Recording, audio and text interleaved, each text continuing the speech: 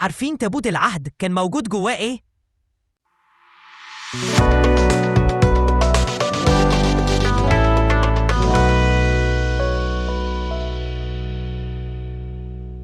من أكبر الألغاز الموجودة في العهد القديم هو تابوت العهد، وكانت بداية صنعه لما الله طلب من موسى يبني له بيت عشان الله يكون موجود وسط الشعب.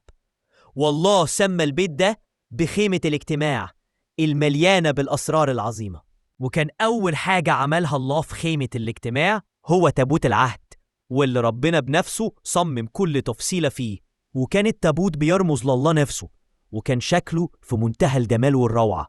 وتابوت العهد كان جواه علبة فيها المن اللي كان بينزله ربنا لبني إسرائيل وقت لما كانوا في الصحراء، وكان فيه اللوحين اللي هم شريعة موسى واللي الله كتبهم بنفسه، وعصاية هارون أخو موسى. واللي عمل تابوت العهد هو بصلائيل، واللي زرع ربنا فيه موهبة الزخرفة والتشكيل، وده عشان ينفذ التصاميم اللي عملها الله. وكمان بصلائيل ساعد موسى في بناء خيمة الاجتماع زي الله ما صممها بالظبط وزخرفها، وكانت ملهاش مثيل.